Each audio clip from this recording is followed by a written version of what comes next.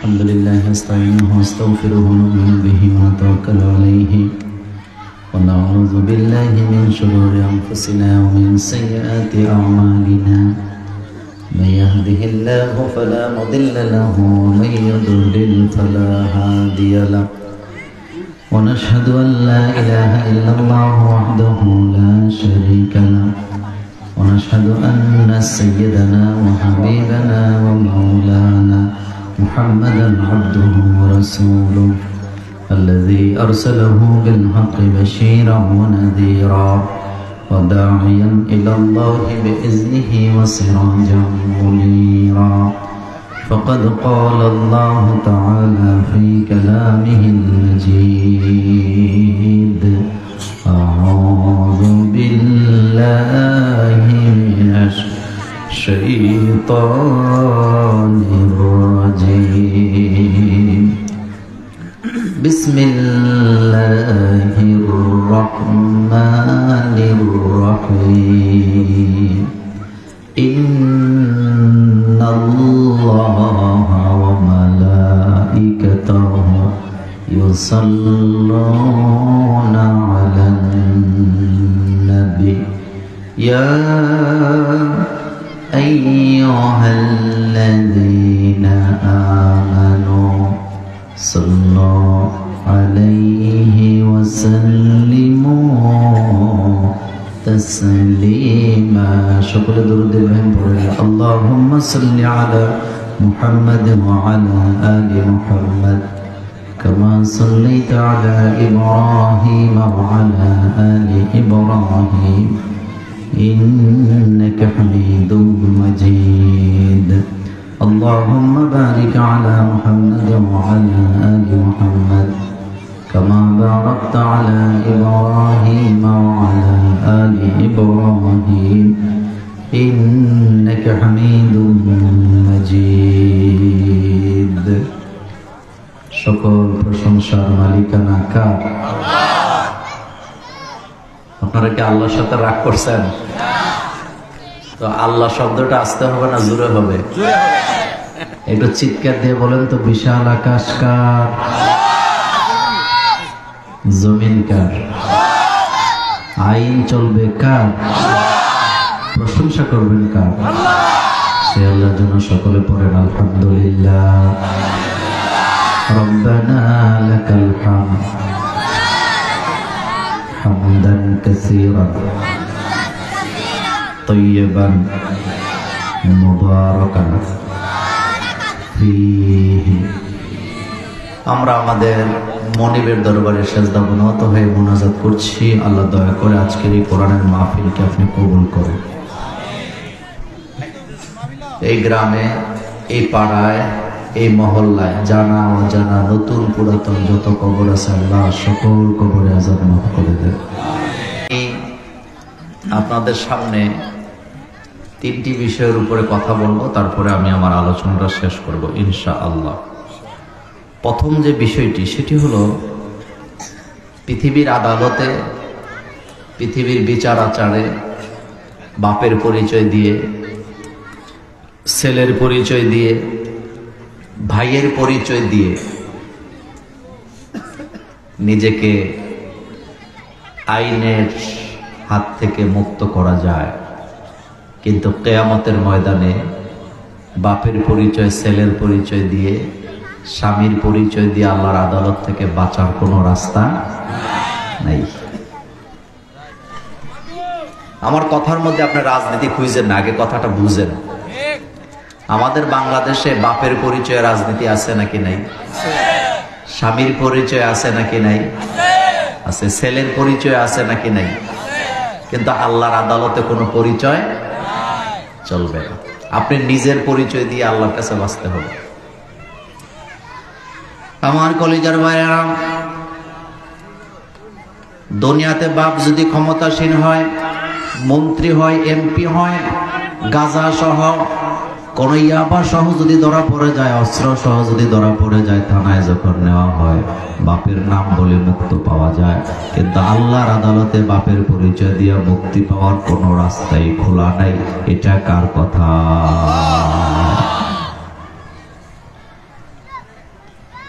হযরত আদম আলাইহিস সালাম তিনি পৃথিবীতে আগমনকারী প্রথম নবী, প্রথম মানুষ, আবুল বাশার। তার ছেলে কাবিল হাবিলের উপর অত্যাচার করলেন। আদম আলাইহিস সালাম নবী হওয়ার পরেও আল্লাহ তার ছেলেকে ছাড়েন নাই, বরং কাবিলের ব্যাপারে জাহান্নামের ঘোষণা কোরআনে আছে না? ভাই হইয়া ভাইয়ের উপর অত্যাচার করার কারণে, ভাই হইয়া ভাইকে হত্যা করার কারণে, অথবা ভাই হইয়া ভাইকে ঠকানোর কারণে আদমের ছেলে হওয়ার পরেও আল্লাহ তাকে ছাড়েন নাই, চিরস্থায়ী জাহান্নামের ঘোষণা আল্লাহ দিলেন। তার দ্বারা বোঝা যায় বাপের পরিচয় দিয়া বাঁচার কোনো রাস্তা নাই। নিজের ঈমান আমল ঠিক থাকার দরকার আছে না? ভাই হইয়া ভাইয়েরে ঠকায়া দেয়, ভাই হইয়া ভাইয়ের নিম্নমানের ঘরটা দিয়া নিজে ভালো ঘরটা নিয়ে যায়, নিম্নমানের জমিগুলা দিয়া নিজে ভালো ভালো জমিগুলা দখল করে। এমন জুলুমবাজ ভাই আমাদের কসবাতে আছে না?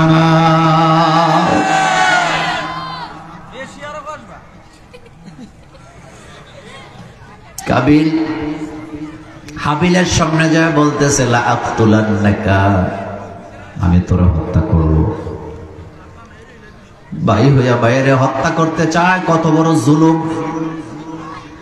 সামনে যায় বলতেছে, লা আক্তুলান্নাকা, আমি তোমারে হত্যা করব।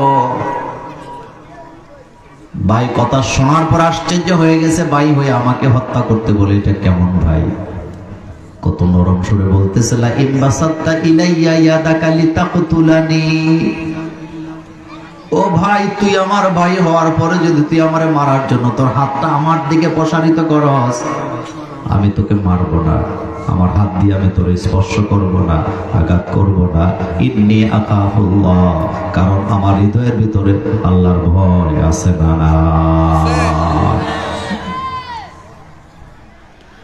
আপনার হৃদয়ে যদি আল্লাহর ভয় থাকতো আপনি ভাইকে ঠকায় দিতেন না। আপনার হৃদয়ে যদি ঈমান মজবুত হতো আপনি কখনো বোনদের অংশ মাইরা খাইতেন না। ভাইকে ঠকায় দেয় বোনকে, বোনের উপরে জুলুম করে, এমন অত্যাচারী ভাই সমাজে সমাজে আছে না? কথা কি বলবো? বলার জন্যই তো আনছেন। কথা কি বলবো? এমন ভাই আপনাদের কৃষ্ণপুরে নাই? কথা বলেন।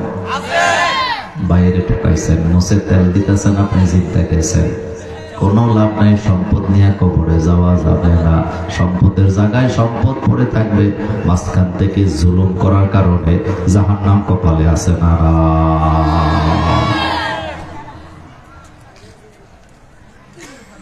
'এবার হাবিল কি বলতেছে শোনেন। হাবিল তো বললেন, আমি তো আল্লাহকে ভয় পাই, আমি তোরে মারবো না। তিনি আরো বলতেছেন, ইন্নী উরিদু আন তাবু, আমি এরাদা করলাম বিইসমি ওয়া ইসমিকা ফাতাকুনা মিন আসহাবিন নার, তুই আমাকে মারস, যদি আমার অপরাধ তোর অপরাধ একসাথে কাঁধে নিয়ে তুই জাহান্নামে যাবি। তাহলে বোঝা গেল কেউ যদি কাউকে বিনা কারণে হত্যা করে, যাকে মারলো তার অপরাধগুলা কাঁধে নিয়ে জাহান্নামে যাওয়া লাগে কি লাগে না?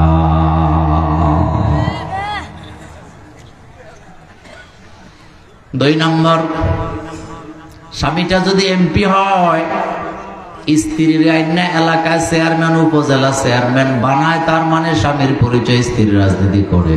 এমন ঘটনা বাংলাদেশে আছে না? কিন্তু কিয়ামতের ময়দানে স্বামীর পরিচয় দিয়ে স্ত্রী বাঁচতে পারবে না। যদি পারতো লূত আলাইহিস সালামের স্ত্রী জাহান্নামে যেত না। হযরতে লূত আলাইহিস সালাম নবী, কিন্তু যাকে বিয়ে করলেন তার স্ত্রী জাহান্নামী, এই কথা কোরআনে আছে না?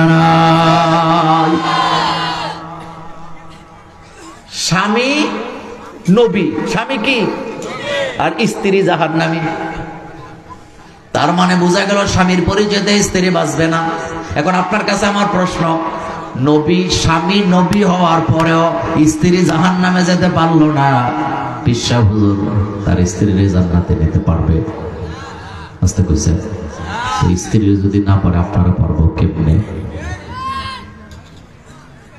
নবী হইয়া নিজের স্ত্রীর জান্নাতে নিতে পারে না, ইমান আমল ঠিক নাই বলে, আর আপনি মুছে তেল দিতেছেন আপনাকে আপনার পিসা হুজুর জান্নাতে নিয়ে যাবে, এটা বোকা মানুষ ছাড়া কেউ চিন্তা করতে পারে না। কারণ কিয়ামতে তো ভয়াবহ হবে, কেউ কাউকে জান্নাত দেওয়ার ক্ষমতা নাই। হযরতে লূত আলাইহিস সালাম যার সাথে সংসার করে, এক বিছানায় ঘুমায়, যার সাথে ভালোবাসা বিনিময় করে, তারে জান্নাতে নিতে পারে না ঈমান না থাকার কারণে। আবার স্ত্রীর পরিচয় দিয়া স্বামী জান্নাতে যাওয়ার কোনো ব্যবস্থা নাই। যদি থাকতো তাহলে ফেরাউন নাই কি দোষ করছে? ফেরাউনের স্ত্রী তো মরার আগেই জান্নাতে। এই কথা ফেরাউনের স্ত্রী জান্নাতি না জাহান্নামী? এত আসতে বললে হবে না। জান্নাতি না জাহান্নামী? 100% জাহান্নামী। আল্লাহ ঘোষণা দিয়ে দিছে, ওমা নাকামু মিনহুম ইল্লা আইয়ুমিনু বিল্লাহিল আজিজিল হামিদ। আল্লাহ বলে আসিয়ার যে হত্যা করা হলো, শহীদ করে দেওয়া হলো, তার অপরাধ একটাই ছিল, সেই ঈমান এনেছিল কার উপরে? কিন্তু আসিয়াকে যেদিন শহীদ করা হয়, আল্লাহ বলেন, ও আকাশের ফেরেশতারা, জান্নাতের সকল দরজা খুলে দাও, আমার আসিয়ার রুটা যেন উড়ে উড়ে ইচ্ছা মতো যেই দরজা দিয়ে খুশি সেই দরজা দিয়ে জান্নাতে প্রবেশ করতে পারে। এখন প্রশ্নটা যেই জায়গায়, হযরতে আসিয়া জান্নাতি কিন্তু তার স্বামী, আরো জোরে বলেন, তাহলে বোঝা গেল স্বামীর পরিচয় দিয়ে স্ত্রী জান্নাতে যেতে পারবে না। অনেক পরিবার আছে স্ত্রীরা নামাজ পড়ে, তাহাজ্জুদ পড়ে, আর স্বামীটা রাস্তায় রাস্তায় গাঁজা খায়। গাঁজা বোধ আপনাদের কসবাতে নাই? হ্যাঁ, আছে না নাই? আমার কলেজার ভাইয়েরা, কারো পরিচয় দিয়া কেউ জান্নাতে যেতে পারবে না। বাতিজার পরিচয় দিয়ে চাচা জান্নাতে যেতে পারবে না। যদি পারত আবু তালিবও জান্নাতে চলে যেত, কিন্তু আবু তালিবের জন্য জাহান্নামের ঘোষণা দিছেন কে? বুখারীর হাদিসে আসছে, রাসূলুল্লাহ সাল্লাল্লাহু আলাইহি ওয়াসাল্লাম চাচার কাছে যায়, বলতেছে, চাচা কালিমা যদি না পড়ো, ঈমান যদি না আনো, তুমি জান্নাতে যেতে পারবা না। এবার চাচাই কয়, ভাতিজা কালিমা পড়বো না, কালিমা পড়লে মক্কার কুরাইশের নেতারা আমাকে লজ্জা দিবে। রাসূলুল্লাহ বললেন, চাচা গো, কালিমা পড়লে মক্কার কুরাইশের নেতারা তোমাকে লজ্জা দিবে, আর কালিমা না পড়লে তুমি জাহান্নামের আগুনে জ্বলবা। আবু তালিব কয়, ভাতিজা দুনিয়ার মানুষের কাছে লজ্জা পাওয়ার চাইতে জাহান্নামের আগুনে জ্বলাটাকে আমি ভালো মনে করি। বোঝা গেছে কপালে হেদায়েত নেই। আল্লাহ রাসূল বলতেছেন, চাচা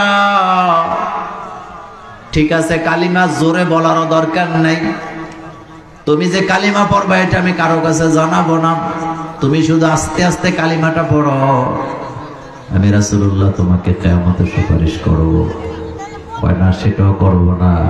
এবার আল্লাহ রাসূল কয়, চাচা তাহলে একটা কাজ করেন, আমি কালিমাটা পড়ি, আপনি আমার সাথে ঠোঁট নাড়েন, কিয়ামতের ময়দানে আল্লাহর আদালতে বলবো, আল্লাহ আমি নিজের চোখে দেখেছি আমার চাচা কালিমা পড়ছে, ঠোঁট নাড়ায়া নাড়ায়া আমি সুপারিশ করব। চাচা রাজি হয়েছেনি? আরো জোরে কর। রাসূলুল্লাহ কাঁদতে শুরু করলেন, চাচা জাহান্নামের দিকে চলে যায়। জিবরাইল আমিনকে আল্লাহ পাঠিয়ে দিলেন, জিবরাইল যাও আমার হাবিবকে জানায় দাও, ইন্নাকা লা তাহদি মান আহবাবতা ওয়ালাকিন্নাল্লাহা ইয়াহদি মান ইয়াশা। হাবিব আপনি চাইলেই তো যারে তারে ভালোবাসা দিয়ে হেদায়েত দিতে পারবেন না। হেদায়েতের চাবিটা কার কাছে? মসজিদওয়ালা বাড়ির লোক মসজিদে খুঁজে পাওয়া যায় না, এমন মানুষ আছে না নাই? কপালে কি নাই? আপনাদের এই গ্রামের নাম কি? কৃষ্ণপুরের লোকেরা গেছে কোটি সমনি আত্মীয়তা করার জন্য, ছেলে দেখতে গেছে, মেয়ে দেখতে গেছে। লোকেরা জিজ্ঞেস করে, তোমাদের বাড়ি কই? কয় কসবা। কয় কোন গ্রাম? কয় কৃষ্ণপুর। কোন বাড়ি? কয় মসজিদওয়ালা বাড়ি। কোথাও গেলে অহংকার করে, আমাদের বাড়িতে মসজিদ আছে, আমাদের বাড়িতে মাদ্রাসা আছে, আমার দাদা মসজিদে জায়গা দিয়ে গেছে, আমার আব্বা মসজিদে জায়গা দিছে। অথচ এই মসজিদওয়ালা বাড়ির লোকগুলা 5 বেলা মসজিদে আজান হয়, তাদের চেহারাগুলি মসজিদে খুঁজে পাওয়া যায় না, এমন বাটপার আছে না? এতে মোছে তেল দিতে আছে, মসজিদওয়ালা বাড়ি জান্নাত ঠেকায় কে? আমি বলি বেটা, কাবা ঘরের সাথে বাড়ি হলেও জান্নাতে যাওয়া যাবে না যদি ঈমান আমল ঠিক না থাকে। যদি কাবা ঘরের পাশে বাড়ি থাকলে জান্নাতে যাওয়া যাইতো, তাহলে আবু জাহিল কি দোষ করছে?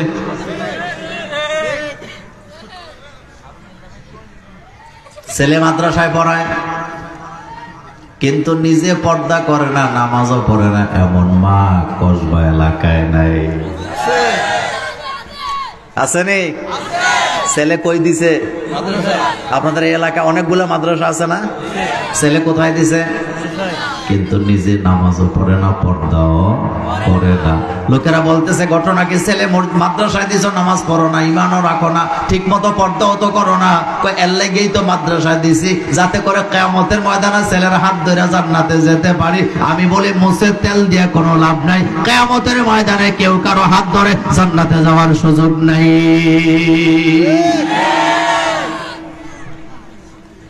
কিয়ামত বড় ভয়াবহ, কিয়ামত বড় ভয়াবহ হবে। সেই ব্যাপারে কয়েকটা কথা বলে দিয়ে যাব, আমার সাথে পড়েন। আউযু বিল্লাহি মিনাশ শাইতানির রাজীম, বিসমিল্লাহির রহমানির রহিম।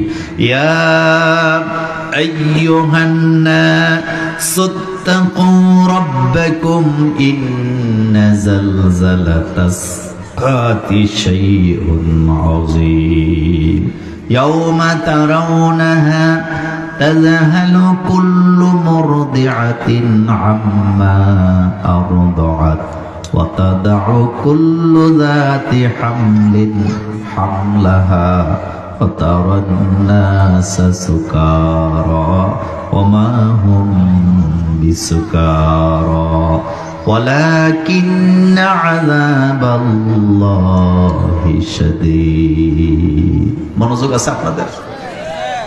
কি ভয়াবহ কথা আল্লাহ এখানে বললেন, কি ভয়ানক কথা আল্লাহ পাক বললেন। সূরাতুল হজ, কোন সূরা? সূরাতুল হজ। প্রথম আয়াতে আল্লাহ পাক বলছেন ইয়া আইয়ুহান নাস, ও মানব জাতি। এই আয়াত শুধু মুসলমানের জন্য আল্লাহ নাযিল করে নাই, মুমিনের জন্য করে নাই, সমস্ত মানুষের জন্য নাযিল করছে কে? আল্লাহ। কোরআনের অসংখ্য মেসেজ আল্লাহ সবার জন্য নাযিল করছেন। ইয়া আইয়ুহান নাস, ও দুনিয়ার মানুষেরা, ইত্তাকু, ভয় করো, রব্বাকুম, তোমাদের প্রতিপালককে, তোমাদের রবকে। ইন্না যালযালাতাস সাআতি শাইউন আযীম, যখন ভূমিকম্পের মাধ্যমে পৃথিবীটাকে আমি আল্লাহ ধ্বংস করে দিব, ভয়ানক ভূমিকম্প দিবেন কে? জালজাল শব্দের অর্থ হলো কম্পন হওয়া, কম্পমিত হওয়া। আমাদের বাংলাদেশে ভূমিকম্প হয়, একজন টের পেলে আরেকজন পায় না।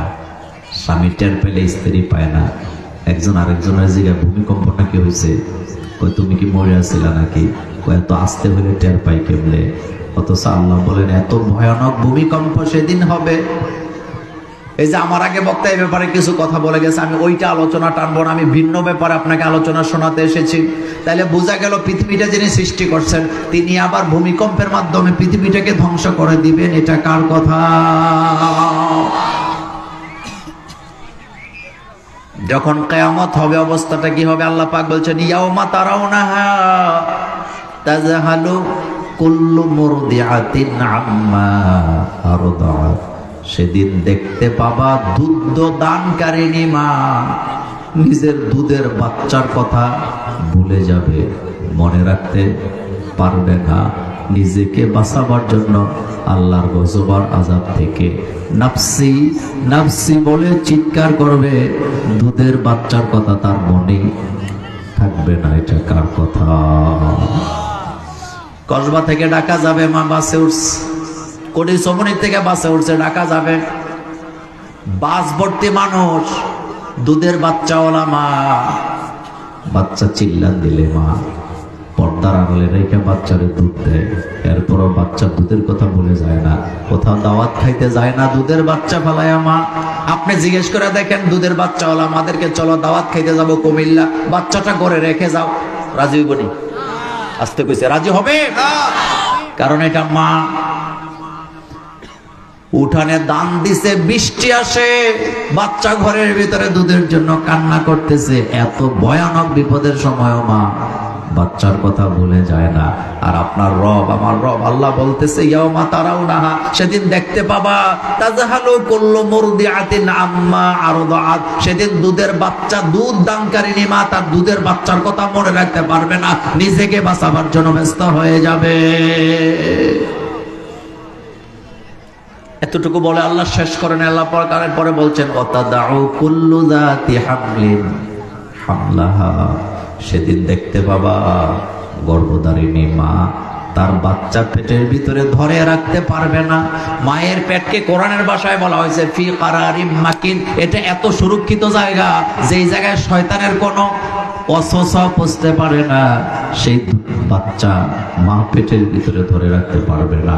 জমিনের কাপড়ের চোটে প্রত্যেকটা নারী গর্ভপাত হয়ে বাচ্চাগুলা বেরিয়ে যাবে। এটা কার কথা? আল্লাহ পাক বলছেন, ওয়াতাদাউ কুল্লু যাতি হামলিন হামলাহা, সেদিন প্রত্যেকটা হামেলা মহিলার গর্ভপাত হয়ে যাবে, পেটের ভিতরে বাচ্চাকে ধরে রাখতে পারবে না। এরপরে আল্লাহ পাক বলছেন, ওয়াতারান্নাসা সুকারা, সেদিন দেখতে পাবা মানুষগুলা নেশাগ্রস্ত পাগলের মতো ছুটাছুটি করতেছে। সুকার শব্দের অর্থ দুইটা, একটা হলো পাগল, আরেকটা হলো নেশাগ্রস্ত। নেশা করলেও মানুষ পাগল হয়। আল্লাহ পাক বলেন, ওয়াতারান্নাসা সুকারা, সেদিন প্রত্যেকটা মানুষ পাগলের মতো দিক বিদিক দৌড়াতে থাকবে।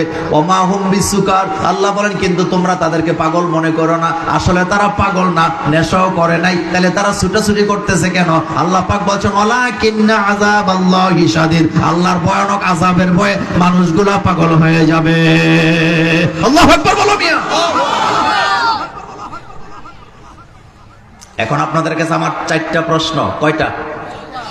1 নাম্বার প্রশ্ন, বলেন তো এই পৃথিবীতে মানুষেরা সবচেয়ে বেশি ভালোবাসে কাকে? আল্লাহকে বাদ দিয়ে বলেন। মনোযোগ আসেনি? প্রশ্ন 4টার উত্তর। 1 নাম্বার, পৃথিবীতে মানুষ সবচেয়ে বেশি ভালোবাসে কাকে?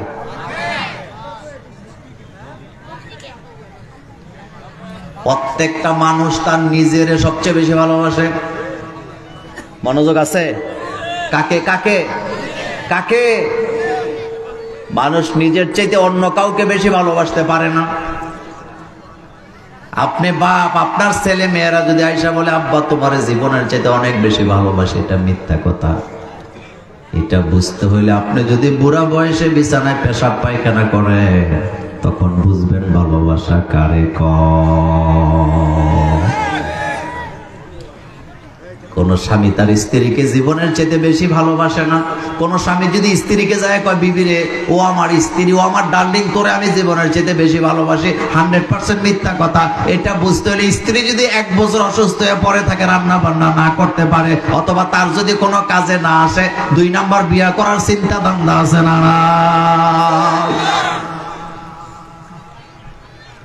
Same condition. কোন স্ত্রী যদি তার স্বামীকে বলে, আমি তোমারে বেশি ভালোবাসি, এটাও মিথ্যা কথা। এক কথা আমি পরে বুঝাইতেছি। পৃথিবীর মানুষ নিজের চেয়ে অন্য কাউকে বেশি ভালোবাসতে পারে না। তুই প্রেমে পড়ছ যুবক, তোর ডার্লিং যদি তোরে মেসেজ দেয়, জানের জান পরাণের পরাণ, বুঝবি তোর জীবনের প্রথম কামাই গুলা খাওয়ার দান্দা, তোর থেকে গিফট পাওয়ার দান্দা আছে না? হেতির জন্ম জানুয়ারি মাসের 10 তারিখ, কিন্তু জুন মাসে হেতে ওই যে জন্ম তারিখ বন্ধুরে জানাইতেছে, প্রশ্ন করতেছে, তুমি তো আমার এত ভালোবাসো, বলো তো দেখি আমার জন্ম তারিখ কবে? আচ্ছা, জন্ম তারিখ জানাইতেছে না, গিফট পাওয়ার আশা করতেছে। হ্যাঁ, ওই ওয়াজ আজকে করব না, কিন্তু একটা কথা বলি, যেই যুবকেরা বিয়ের আগে, বিদেশ যাওয়ার আগে প্রেম করে, এটি বিদেশ গিয়ে মা বাপরে টাকা পয়সা না দিয়া সব বান্ধবীরে খাওয়ায়। এই যুবক জীবনে কোনোদিন কোমর সোজা করে দাঁড়াতে পারে না।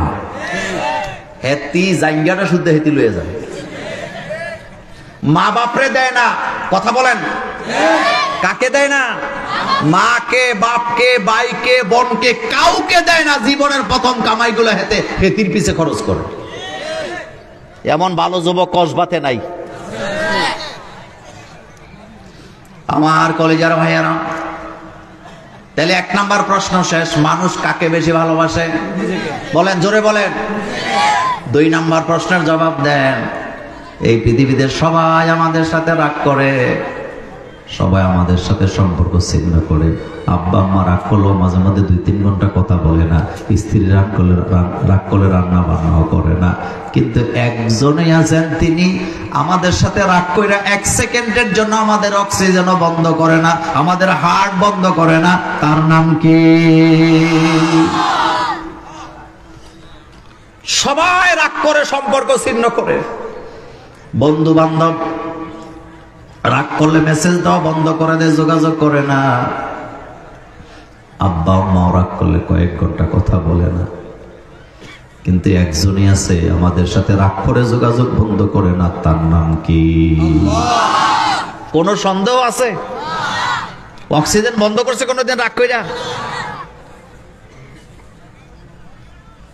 3 নাম্বার প্রশ্নের জবাব দেন। কিয়ামতের ময়দান যেদিন সংগঠিত হবে, সেদিন আমি আপনি যখন আল্লাহর আদালতে ধরা পড়ে যাব, আপন বলতে 2 জন ছাড়া কেউ থাকবে না। আল্লাহ তো আপন আছে, নেই। রাসূলুল্লাহ ছাড়া আর কাউকে পাশে পাওয়া, আরো জোরে বলেন, যাবে নাকি? যাবে না।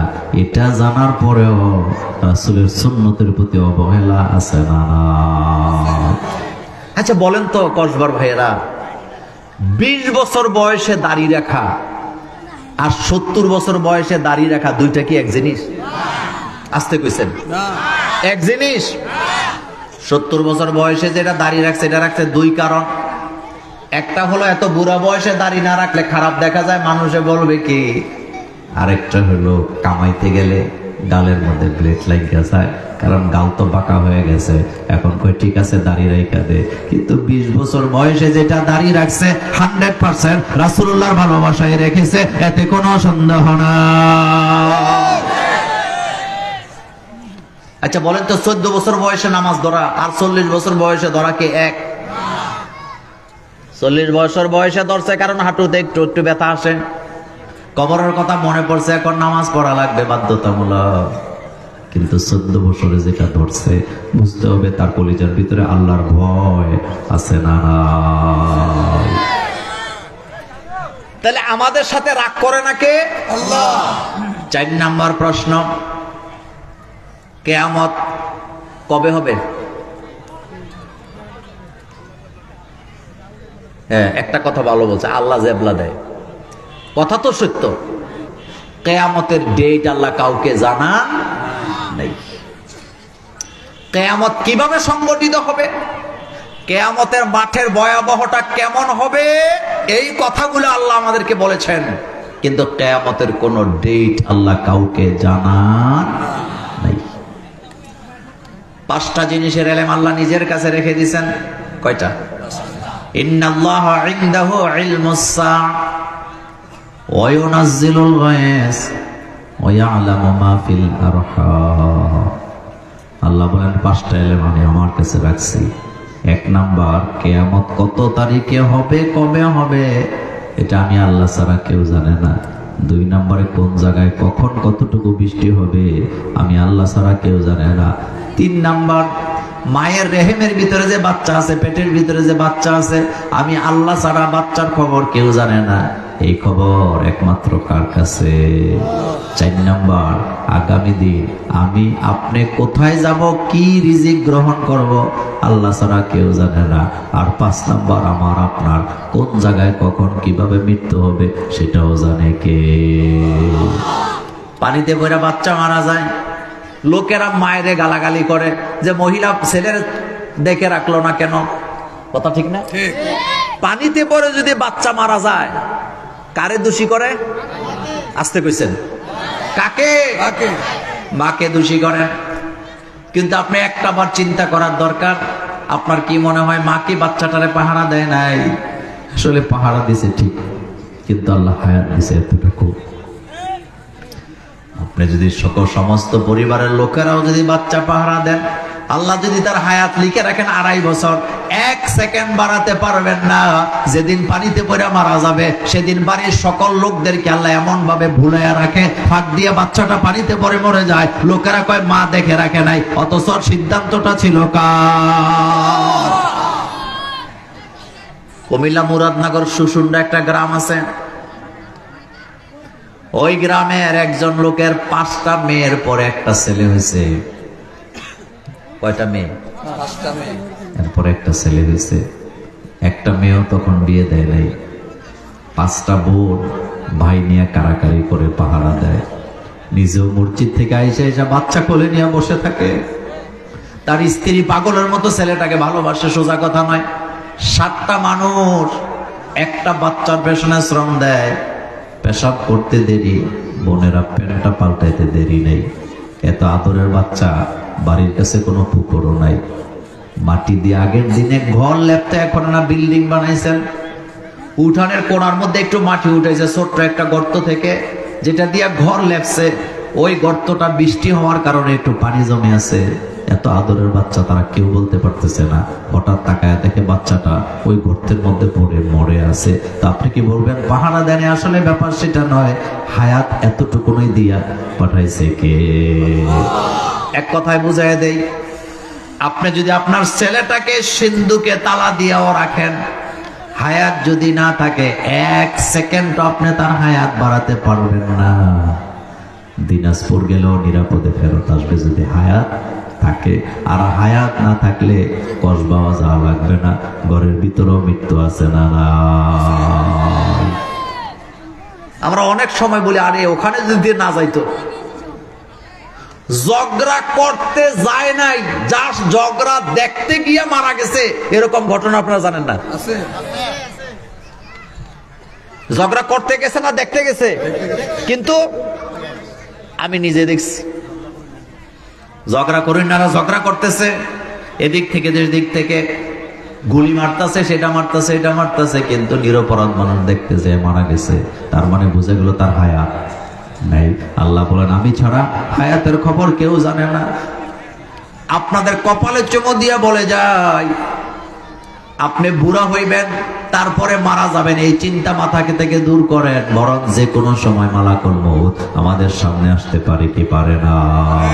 কবি আফসোস করে বলেছেন সেহেল সালে আমরে আজিজাত গুজার, সেহেল সালে আমরে আজিজাত গুজার, মেজাজে তো আজহা লতিফলে নেগার। কবি বলেন আমার জীবন থেকে 40টা বছর চলে গেছে। কয় বছর? এখন আমি খেলাধুলা নিয়ে ব্যস্ত আছি, টেলিভিশন নিয়ে, মোবাইল নিয়ে পড়ে আছি, অথচ আমার মাথার ভিতরে এখনো আখিরাতের চিন্তা আসে না। এমন মানুষ আছে না? সেই মানুষগুলাকে আল্লাহ পাক সতর্ক করছেন। কি বলে? আল্লাহ পাক বলেন অতাদাউ কুল্লু জাতি হামলিন হামলাহা, কিয়ামত যখন সংগঠিত হবে দেখতে পাবা পেটের ভিতরের বাচ্চা বেরিয়ে পড়ে যাবে। অতারান নাসা সুকারা, মানুষগুলা পাগলামি করবে, পাগল হয়ে যাবে। ওমা হুম বিসুকার, আসলে তো মানুষগুলা পাগল না, তাহলে পাগলামি কেন করে? একমাত্র আল্লাহর আযাবের ভয় হৃদয়ের ভিতরে আছে না?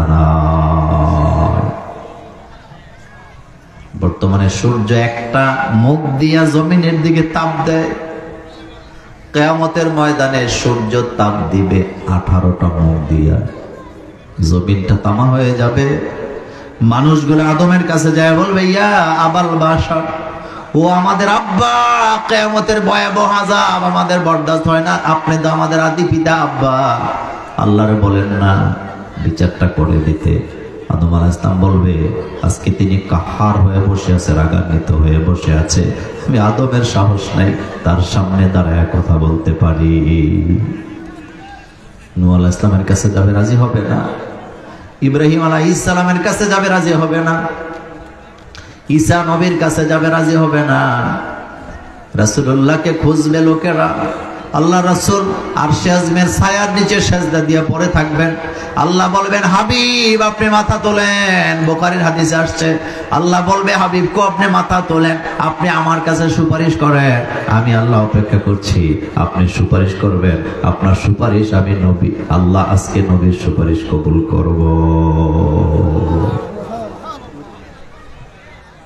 নবীকে ভালোবাসেন ঠিক মুখে মুখে, কিন্তু রাসূলুল্লাহ রেখে যাওয়া দিন নিয়া দুনিয়াতে কত খেলা মেলা চলে, আমাদের গায়ে যেন লাগে না এমন মুসলমান আছে না?